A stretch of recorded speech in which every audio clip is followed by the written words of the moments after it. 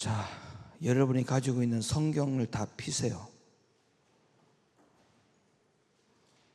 오늘 이 본문 말씀을 열어놓고 여러분이 가지고 있는 성경을 다 펴세요.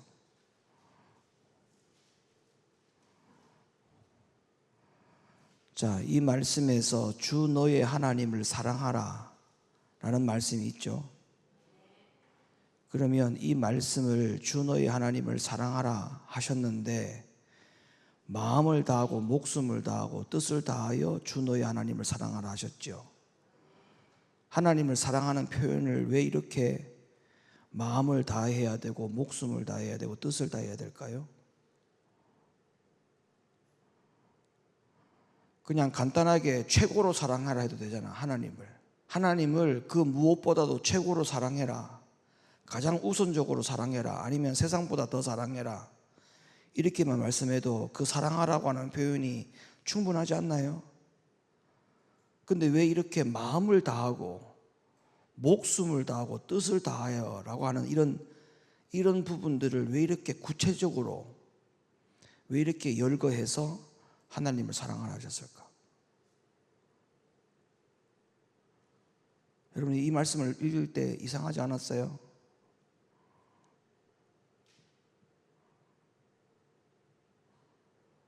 하나님을 사랑하라, 최고로 사랑해라, 많이 사랑해라, 그 어떤 것보다도 사랑하라, 이렇게 해도 충분히 전달되지 않나요? 근데 이 뜻이 그런 뜻 아니에요. 마음을 다하고 뜻을 다하고 목숨을 다하여 하나님을 사랑하라는 말이 그런 뜻이 아니에요. 여러분 그렇게 받아들이지 않나요? 하나님을 최고로 사랑하라는 말로 받아들이지 않아요? 그죠? 그렇게 받아들이지잖아요. 하나님을 그 어떤 것보다도 최고로 사랑해라, 그런 말로 전달이 되잖아요. 근데 왜 이렇게 하나님이 꼭 이렇게 표현을 했을까? 여러분 이 말씀의 의미를 잘 알아야 돼요. 자, 요한복음, 여러분 가지고 있는 성경을 가보세요. 14장 15절. 요 본문은 그대로 펼쳐 놓으세요. 여러분 성경만 움직여 보세요. 요한복음 14장 15절. 요한복음 14장 15절.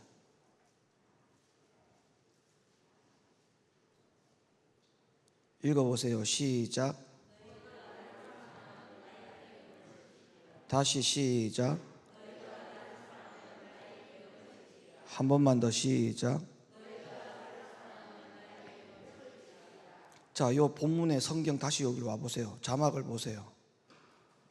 금방 읽었던 요한복음 14장 15절에 너희가 하나님을 사랑하면 나의 계명을 지킨다 했죠. 사랑하면 뭐를 한다고요? 계명 지킨다고 했죠. 그럼 여기서 주 너의 하나님을 사랑하라는 말은 결론적으로 뭐 하라는 거예요? 계명 지키라는 거죠. 그래서 계명 지키기 위해서는 어떻게 해야 된다는 거예요? 마음을 다하고 목숨을 다하고 뜻을 다해야만이 계명 지킬 수 있기 때문에 그래요. 이 말씀이 그렇게 연결돼야 돼요. 그냥 이 말씀은 뭉텅그려 가지고 주 너의 하나님을 최고로 사랑하라는 말로 해석하면 안 돼요. 하나님을 사랑하라 라는 말을 왜 이렇게 구체적으로 마음을 다하고 목숨을 다하고 뜻을 다하여 주 너의 하나님을 사랑하라고 이렇게 말하신 이유가 요한복음 14장 15절에 너희가 하나님을 사랑하면 내 계명을 지킨다고 했기 때문에, 그러면 결론적으로 예수님께서 이 마태복음 24장에서 마음을 다하고 목숨을 다하고 뜻을 다하여 하나님을 사랑하라는 말은 마음을 다하고 목숨을 다하고 뜻을 다하여 뭐하라? 계명 지키라는 거예요. 계명 지켜라. 아시겠습니까? 그러면 하나님을 사랑하는 방법이 뭔데요? 계명 지키는 거예요. 하나님 사랑하는 건 뭐라고요? 결과적으로 계명을 지키는 거예요. 그러니까 사람의 사랑의 방식 가지고는 하나님 앞에 통하지 않습니다. 말로만 사랑한다, 그 말로만 사랑하는 것 가지고는 안 돼요. 마음만 가지고 사랑한다, 그거 갖고도 안 된다는 거예요. 여기 분명히 다 나오잖아요. 마음만 중요한 게 아니고 목숨을 다해야 되고 뜻을 다해야 된다. 뭐 때문에? 하나님을 사랑하는 것은 곧 뭐를 하는 거기 때문에. 그래요. 계명 지키는 것으로 해석해야 돼요. 이 말씀은 하나님을 사랑하라는 이 말씀은 뭘로 해석해야 된다고요? 계명 지키는 것으로 해석을 해야 돼요. 그러니까 계명 지키라 하셨으니라고 하는 말로 바꾸면 마음을 다하고 목숨을 다하고 뜻을 다하여라고 이 표현을 한 이유가 나오는 거예요. 이게 성립이 되는 거야. 왜 이렇게 말씀하셨는지. 아, 마음을 다하고 계명 지키고 목숨을 다하여 계명 지키고 뜻을 다하여 계명 지키라는 거구나. 그렇게 해석이 돼야 되는 거. 이게 정상적인 해석이라는 거예요. 이 말씀의 원래 취지는 계명 지키라는 거예요. 계명. 이거를 가르치지 않으니까 교회가 성도들이 혼돈이 되는 거예요. 막 열심은 있지, 열심은. 근데 그 열심을 쏟는 것이 전부 다가 다른 데다 쏟는단 말이에요. 계명 지키는 데다가 쏟아야 되는데 이 마음, 목숨, 뜻을 다하는 것은 여기다가 온 열정을 다 쏟아야 되는 거 아닙니까? 이거 지금 느낌상 모든 걸 다 걸어야 되는 거 아니에요? 목숨도 걸으라고 했는데. 근데 이거를 전부 다 어디 교회 안에다가 자기가 맡은 사명에다가 다 거는 거예요. 이게 좀 잘못된 거라는 거예요. 이게 지금 우리는 이 말씀을 그렇게 해석하면 안 돼. 여기다가 다 전부 다 어떻게다가 다 적용해야 되느냐? 계명 지키는 것에다가 이 말씀을 적용해야 되는 거예요. 이거는 계명 지키는 것이 곧 하나님을 사랑하는 거예요. 하나님 사랑하는 것은 곧 계명 지키는 거예요. 요한복음 14장 15절에 딱 나와 있죠. 그러면 사랑하라 했던 건 이건 계명 지키라는 것으로 해석을 해야 돼. 마음을 다하고 계명 지키고 목숨 다하고 계명 지키고 뜻을 다하여 계명 지켜라. 이걸로 이해가 되시면 아멘 하세요. 근데 여기에 보니까 뭐를 사랑하라고 했어요? 누구를 사랑했어요? 하나님을 사랑하라. 하나님을 사랑하라는 말은 곧 뭐를 사랑하라? 뭐를 사랑하라? 계명을 사랑하라. 근데 이 계명을 사랑하라는 이 말씀이 38절에 38절 열어보세요. 그 다음에 이것이 크고 첫째 되는 계명이요. 그러니까 계명 지키는 것이 하나님 사랑하는 것이라고 하는 것이 이게 첫째 계명이다. 이거 다음에 다른 거 해야 되는 거예요. 순차적으로는 이거가 제일 먼저 돼야 되고 그 다음에 다른 거 해야 하는 이 말이죠. 첫째 계명이니까. 그러니까 계명 지키는 것이 1번, 나머지 사명 감당하는 거, 교회를 위해서 섬기는 거, 목사님 사랑하고 섬기는 거, 성도들 사랑하고 섬기는 거, 이거는 두 번째. 이거 계명 지키는 거 먼저 하고 난 다음에 이게 첫째 되고 가장 큰 첫째가 크고 첫째가 되는 계명이라 했으니까 이거 먼저, 그 다음에 다음 거. 여러분 이해가 되세요? 그러니까 사랑은, 여기서 이 말씀은 우리 보고 노력하라는 말이 아니에요. 이거 하나님을 사랑하기 위해서 노력해라 그런 수준이 아니라고요. 계명 지키기 위해서는 마음을 걸고 목숨을 걸고 너희의 모든 뜻, 계획을 여기다 다 걸어라. 우리의 계획과 우리의 뜻은 뭐냐? 오늘도 어제도 우리의 계획과 우리의 소원은 돈 버는 거예요. 돈 버는 거. 우리의 마음도 어떻게 하면 돈을 벌까? 우리의 목숨 거는 것도 돈 버는 거야. 그게 첫째 계명이 아닌데, 여러분 이 첫째 계명을 잊어버리면 안 돼요. 이 첫째 계명은 하나님을 계명을 지키는 데 있어서 마음을 쏟아야 되고 목숨을 걸어야 되고 내 모든 뜻, 소원을 여기다 다 걸어야 되는 거예요. 이게 첫째 되는 거예요. 이게 첫 번째 순서가 돼야 돼. 할렐루야. 자, 첫째가 되는 계명이 하나님의 계명을 지키는 것이 첫째가 되는 계명이다. 그런데 이제 여기서 여러분들이 풀고 가야 될 부분이 있어. 자, 결국에는 계명 사랑하는 것이 하나님 사랑하는 방법이라 했잖아요. 맞죠?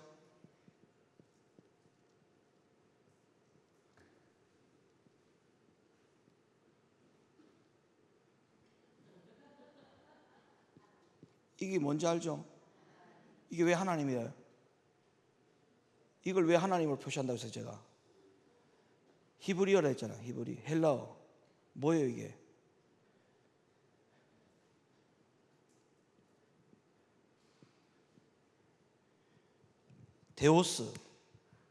데오스라는 이 헬라어의 약자 맨 앞에 거를 따서 하나님. 그래서 그렇게 말을 쓴다고 했죠. 목사님은 왜 맨날 첫날 하나님 할 때는 번데기를 그리나 했는데 번데기가 아니고 이게 헬라어입니다. 헬라어. 자, 계명 사랑이 하나님 사랑인데 그럼 봐봐요. 왜 이 계명을 사랑하는 것이 하나님 사랑하는 것인지를 알아야 돼. 이게 굉장히 중요합니다. 그러면 결론적으로는 어떤 결론이 이러냐면 하나님 사랑하는 것이 전부 다 계명이 있다는 거예요. 이게 무슨 말인지 잘 이해가 안 되죠? 내가 이해를 시켜드릴게. 자, 하나님은 삼위일체의 하나님이라는 걸 우리가 배웠죠. 성경에 그게 근본입니다. 하나님은 삼위일체 하나님이에요. 자, 또 물어볼게요. 삼위일체 하나님을 한번 여러분이 얘기해 보세요. 1번 하나님 성부 하나님, 또 성자 예수 할 때부터 틀린 거예요. 지금 그게 성자 하나님, 성부 하나님, 그 다음에 성령 하나님입니다. 성자 예수님 이렇게 하면 복잡해져요. 그때부터. 왜냐하면 그럼 성령은 누구냐? 그럼 성령은 성령이다 이렇게 해버린다니까. 그럼 말이 안 맞는 거야 이게. 그러니까 성부도 하나님이고 성자도 하나님이고 성령도 하나님인데, 성부 하나님을 사랑하는 것도 계명에 따라, 성자 하나님을 사랑하는 것도 계명에 따라, 성령 하나님을 사랑하는 것도 계명에 따라, 이렇게 되어 있다는 거예요. 성경에 보니까. 알겠습니까? 자, 그럼 봐봐요. 성부가 우리가 하나님과 성부를 하나님을 우리에게 무엇으로 소개시켜 주셨냐면 아버지로 소개시켜 주셨어요. 성부 하나님이 누구라고요? 아버지예요. 아버지. 그래서 하나님을 아버지라 하잖아요. 우리가 하나님을 아버지. 그래 안 그래요? 그래 안 그래요? 그러면 성자 하나님의 우리에게 소개시킨 성자 하나님은 누구냐? 누구예요? 구원자. 쉬운 말로 구주예요. 구주. 성자 하나님은 우리에게 구원자로 오셨잖아. 구원자로. 성부 하나님은 우리에게 아버지로 오셨고, 성자 하나님은 우리에게 구원자로 오셨어요. 성령 하나님은 우리에게 뭘로 오셨어? 보혜사로 오셨어요. 보혜사. 자, 하나님을 우리에게 아버지로 소개해 줄 때, 그럼 우리는 뭐요? 우리에게 뭐가 필요하기 때문에?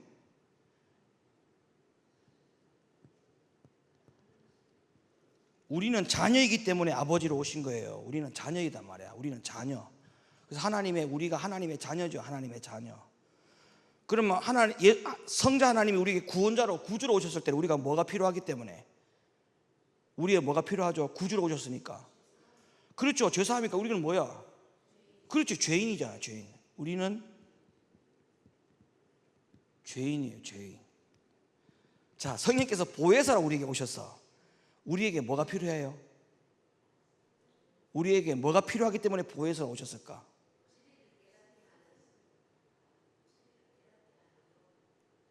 다른 거는 그건 필요 없어요. 보혜사 성령이. 또 그러면 너무 많아지는데,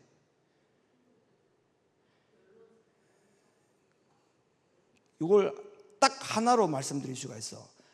성령 하나님을 우리에게 보혜사로 주신 이유가, 우리는 어떤 존재냐?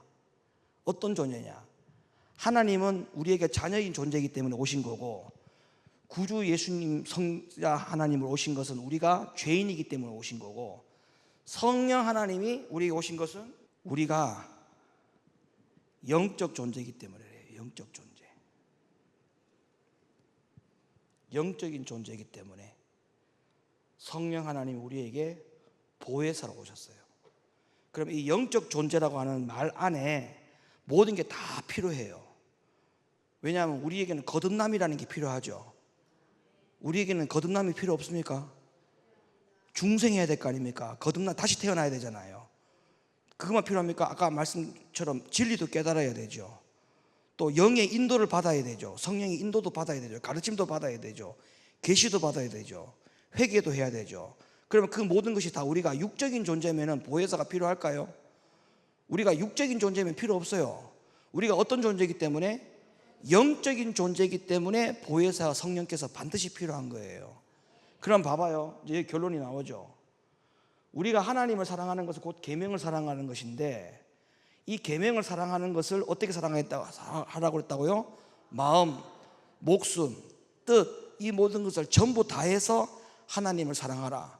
그러면 성부 하나님을 우리에게 아버지로 주셨단 말이에요. 그러면 자녀가 성부 하나님을 사랑할 때 아버지의 계명을 따라야 돼. 아버지의 계명.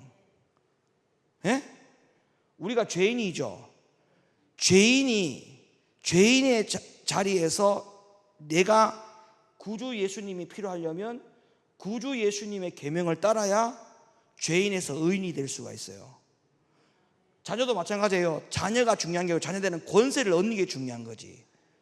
자녀가 되는 게 중요하다니까. 자녀가 되는 권세를 갖다 중요하다니까요.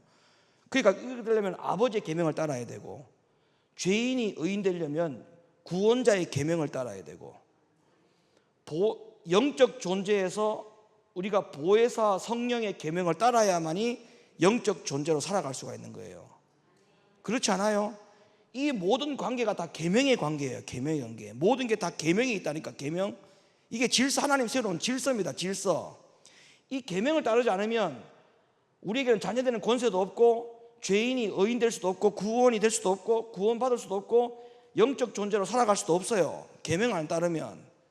우린 철저하게 아버지의 계명, 예수님의 구주 예수님의 구주 하나님의 계명, 보혜사 성령의 계명을 철저하게 따르고 살아가야만이 우리에게는 살 수 있다 이 말입니다. 우리가 살 수 있다고.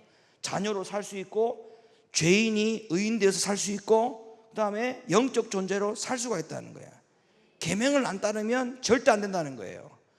그러면 이 모든 말씀을 다 우리는 어떻게 되느냐?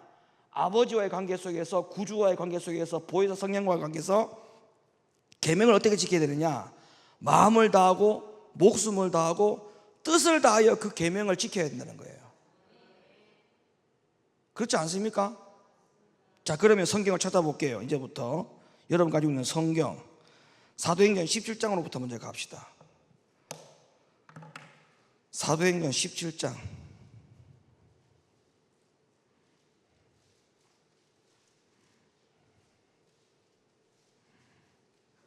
사도행전 17장으로 가요.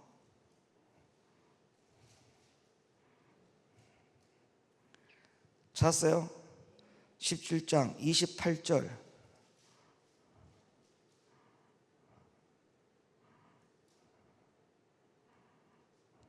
시작. 우리가 그를 힘입어 살며 기동하며 있느니라.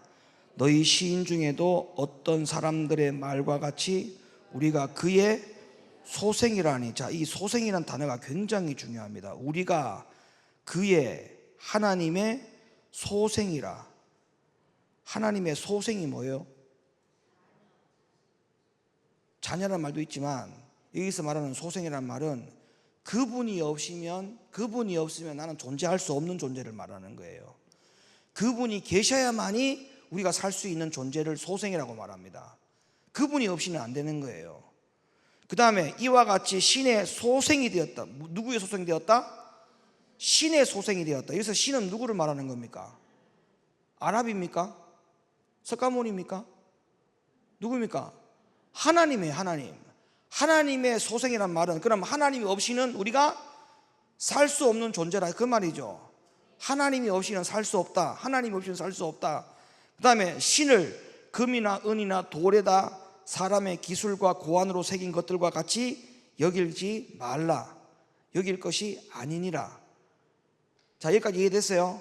그러면 여기서 그의 소생이라, 신의 소생이라, 그러면 그의 소생과 신의 소생이라는 말은 그가 없이는 살 수 없는 존재를 말한다고 했죠. 그럼 여기서 그의 소생, 신의 소생은 여기서 누구를 말하느냐? 하나님을 말하는 거죠. 그래 안 그래요? 근데 하나님이 우리에게 누구로 오셨다고요? 아버지로 오셨다고 했죠. 그러면 그분은 우리의 소생이다 라고 할 때 우리는 아버지의 소생이다. 아버지가 없이 자녀가 있을 수 있어요, 없어요? 그러니까 그 말이에요. 아버지가 없이 이 세상에서 태어날 수 있나요? 자녀로 태어날 수 있나요? 자녀가 있어. 나는 아버지가 없어요. 그렇게 말하면 그게 인정이 됩니까? 여러분, 그거를 우리가 아버지가 없다 한들, 할아버지가 없다 한들 그거 인정이 될 수 없는 겁니다. 이 말씀을 잘 새겨야 돼요. 그의 소생이라, 신의 소생이라, 이거는 하나님을 말하는 건데, 하나님은 우리에게 누구로 오셨다고요? 아버지. 그러니까 아버지의 소생이라. 아버지의 소생이란 말은 우리가 자녀란 말이에요. 그러니까 아버지가 없이는 자녀가 절대 존재하지 않는 거죠. 그럼 우리의 자녀라고 하는 이 존재는 누구 때문에 생긴 거예요? 누구 때문에 생긴 거예요? 하나님 아버지 때문에 우리가 자녀라고 하는 이 직분을 받은 거기 때문에 우리가 그분을 사랑할 수 않을 수가 있습니까? 사랑할 수가 없는 거죠. 자, 요한복음 1장으로 가보세요. 요한복음 1장. 여러분 잘 아는 말씀, 요한복음 1장.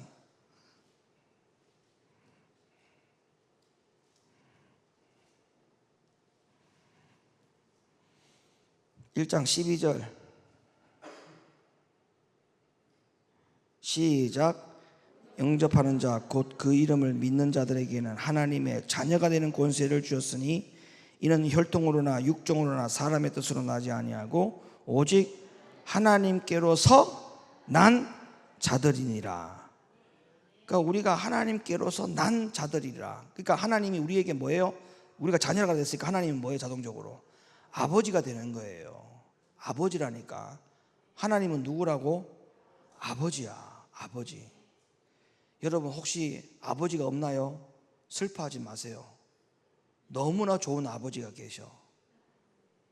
할렐루야. 너무나 좋은 아버지가 있어. 하나님은 우리에게 좋은 아버지가 되셔요. 아버지가 된다니까. 그 아버지가 계시기 때문에 우리가 자녀가 된 거예요. 그런데 어떻게 우리가 아버지의 계명을 안 지킬 수가 있습니까? 그분 때문에 우리가 소생하는 자가 되는데. 자, 마태복음 7장 9절. 마태복음 7장 9절.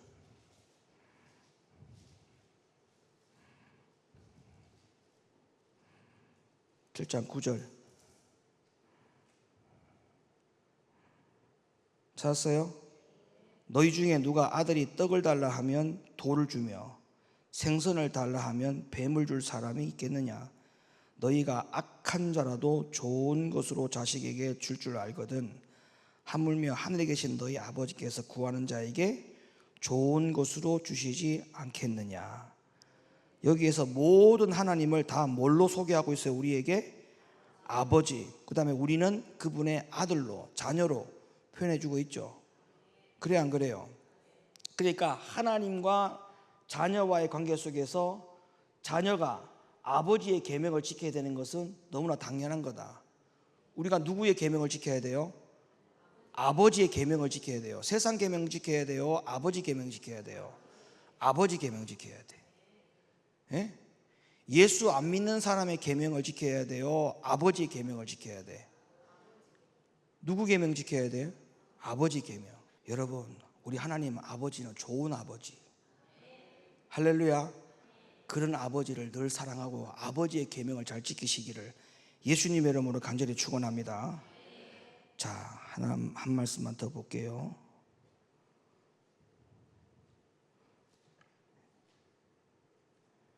로마서 8장으로 가볼까요? 로마서 8장 32절.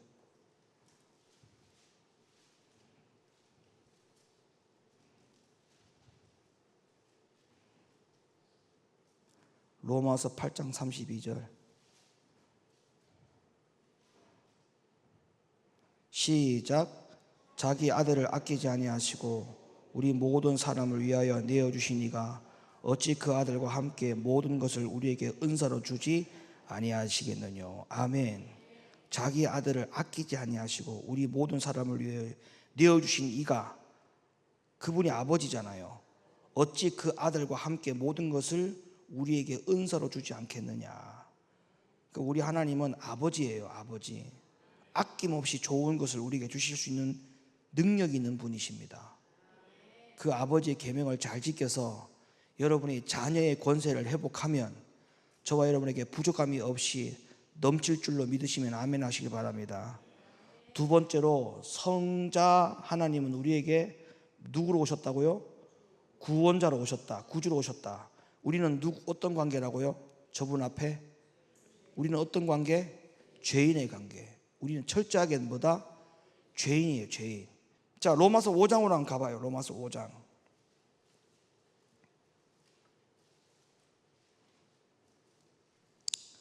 로마서 5장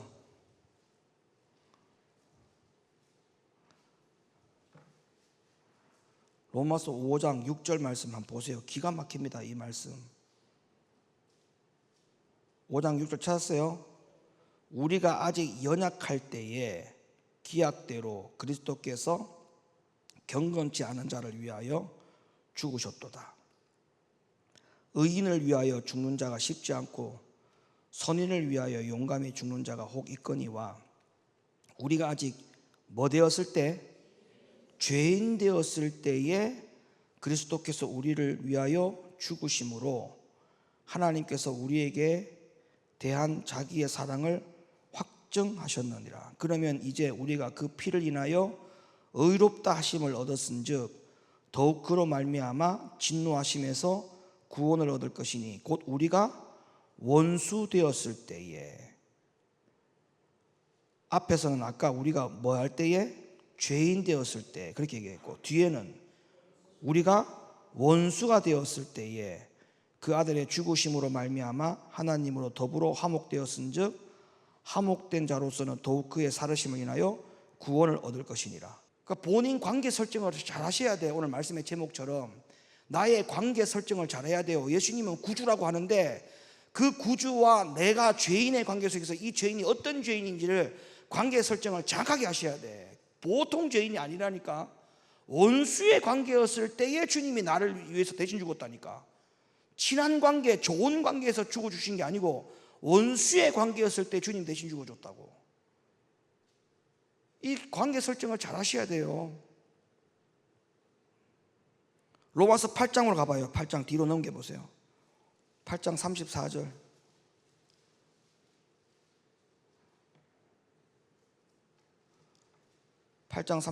시작.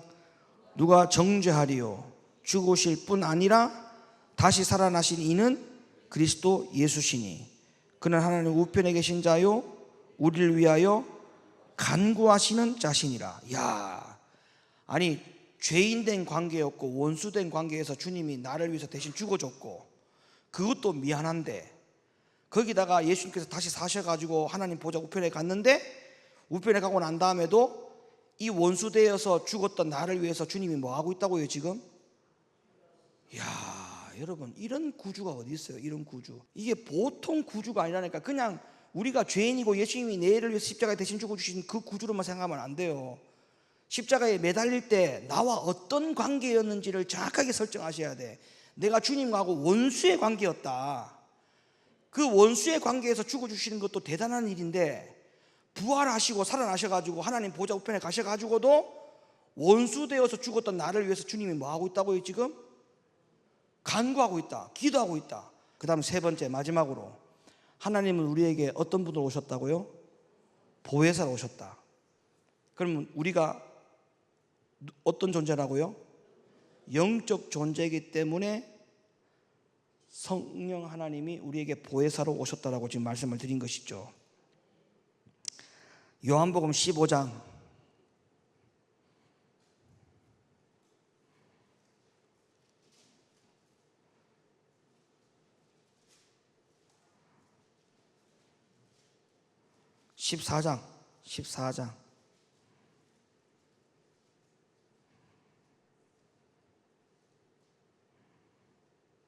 14장 16절 14장 16절 시작. 내가 아버지께 구하겠으니 그가 또 다른 보혜사를 너희에게 주사 영원토록 너희와 함께 있게 하시리니. 또 다른 보혜사를 우리에게 줬는데 그분이 우리와 함께 영원히 함께 있기를 원하시는 보혜사. 요한복음 15장 26절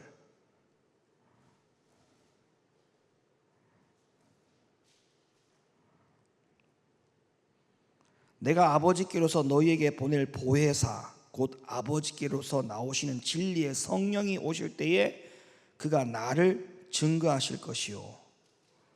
요한복음 16장 7절 그러나 내가 너희에게 실상을 말하노니 내가 떠나가는 것이 너희에게 유익이라. 내가 떠나가지 아니하면 보혜사가 너희에게로 오시지 아니할 것이요 가면 내가 그를 너희에게 보내리니. 이게 무슨 말이에요? 지금 예수님이 하신 말씀이죠. 내가 떠나야 누가 온다는 거예요. 예, 내가 떠나야, 너희를 떠나야. 이 말은 무슨 말이에요? 죽어야 된다는 거죠. 죽어야만이 그 다음에 누가 온다? 우리에게 보혜사가 온다. 보혜사가 온다.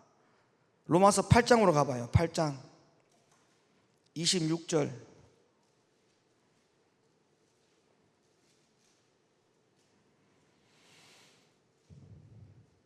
8장 26절 찾았어요? 시작. 우리의 연약함을 도우시는 보혜사.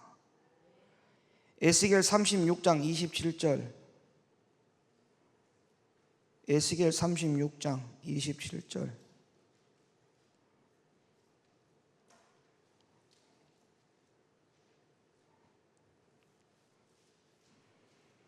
에스겔 36장 27절.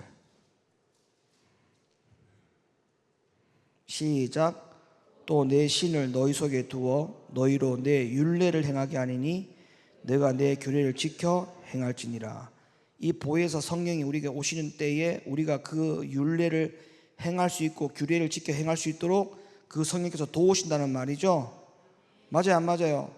그러니까 이 모든 것이 다 우리가 어떤 존재이기 때문에 이렇게 하시는 거예요. 성령께서 우리가 영적 존재이기 때문에 이렇게 하실 필요가 있는 거예요. 우리가 만약에 영적인 존재가 아니면 보혜사 성령이 우리에게 오실 이유가 없어요. 그 다음에 로마서 8장으로 가봐요. 로마서 8장 1절. 이제 여기에 우리가 영적 존재의 클라이막스가 나옵니다. 로마서 8장 1절, 2절 시작.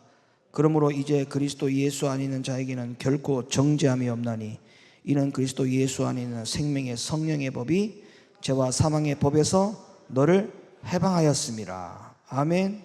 우리가 영적 존재이기 때문에 이 일을 하시는 거지 않습니까? 6절 시작. 육신의 생각은 사망이요 영의 생각은 생명과 평안이라. 육신의 생각은 하나님과 원수가 되라니 이는 하나님의 법에 굴복지 아니할 뿐 아니라 할 수도 없습니다. 육신에 있는 자들은 하나님을 기쁘시게 할 수 없느니라. 만일 너희 속에 하나님의 영이 거하시면 너희가 육신에 있지 아니하고 영에 있나니 그러므로 그리스도의 영이 없으면 그리스도의 사람이 아니라. 그리스도의 영이 없으면 그리스도의 사람이 아니라. 우리가 영적 존재라고 하는 것은 뭘로 증명하느냐? 그리스도의 영이 있어야 영적 존재라고 말할 수 있는 거예요. 그리스도의 영이 없으면 그건 육적인 사람이에요. 그래야 안 그래요? 성령은 우리의 육신 안에 있기를 원하지 않습니다. 영 안에 있기를 원하지. 그래 안 그래요? 영이 성령의 집이란 말이야. 육신이 집이 아니고. 이 겉사람이 성령이 거할 집이 아니에요. 우리 영이 성령이 거할 집이란 말이야. 그럼 내가 영적인 사람이라는 말은 내 안에 누가 있어야 된다? 보혜사 성령이 있어야 내가 영적 존재가 되는 거예요. 영적 존재. 그래서 내가 얘기했잖아요. 영적 존재가 되는 것은 곧 인격자예요, 영격자예요? 영격자가 돼야 된다. 우리의 목표는 인격자가 아니에요. 영격자가 돼야 돼. 영격자. 우리의 목표는 뭐라고요? 영격자가 돼야 돼. 영격자. 영격자. 예? 인격자가 되는 게 영격자가 돼야 돼. 영격자.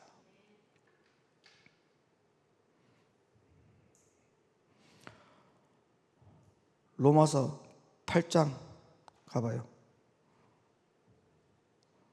로마서 8장 11절.